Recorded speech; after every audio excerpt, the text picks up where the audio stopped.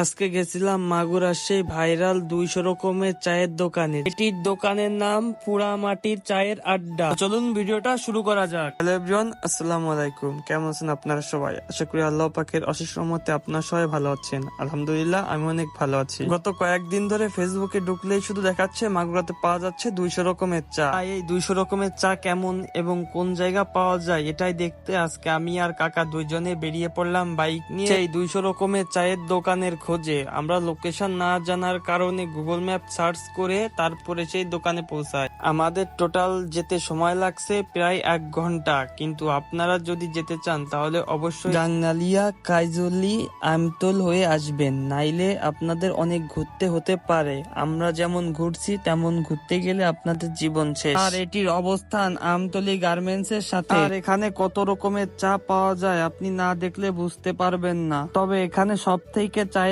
দাম বেশি 7 লেয়ার চা, যেটার দাম 250 টাকা। তো আমরাও একটা চা অর্ডার দিয়ে বসে পড়লাম। আর যেটি অর্ডার করেছিলাম সেটির নাম ছিল মালাই চা, আর সে নিজেই সাজেস্ট করছিল আমাদের জন্য। আর এখানে শুধু চাই নয়, বিভিন্ন রকমের বিস্কুট, টোস্ট, চিপস এইগুলোও পাওয়া যায়। দোকানের পরিবেশ, চায়ের গন্ধ যেন এক আলাদা এক্সপিরিয়েন্স হয়েছে আজকে আমাদের।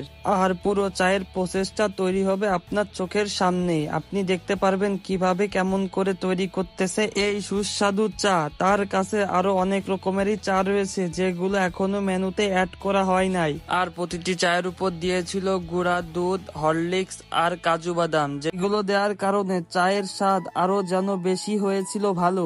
আর যদি আপনি চা প্রেমী হয়ে থাকেন তাহলে অবশ্যই তার এই চা গুলো টেস্ট করে আসতে পারেন। তার চা গুলো দেখতেও যেমন সুন্দর, খেতেও তেমন সুস্বাদু। আর এই চা খাওয়ার জন্য তার দোকানে রয়েছে সুব্যবস্থা, যেখানে আপনি বসে আপনার বন্ধু বান্ধবদের সাথে আড্ডা আর চা খেতে পারবেন। তাই আর দেরি না করে এখনই আপনার বন্ধু বান্ধব এবং বান্ধবীকে মেনশন করে চলে আসুন এই পুরামাটি চায়ের দোকানে। আর 200 রকমের চায়ের মধ্য থেকে যে কোনো একটু খেয়ে অবশ্যই কমেন্টে বলবেন কেমন হয়েছিল চায়ের স্বাদ। ভিডিওর কোথাও ভুল হলে অবশ্যই ক্ষমা করে দিবেন এবং কমেন্টে সেটা বলে দিবেন, যাতে পরবর্তী সময়ে ওই ভুলগুলো না হয়। আজকে ভিডিও এই পর্যন্ত, কি ভালো থাকবেন।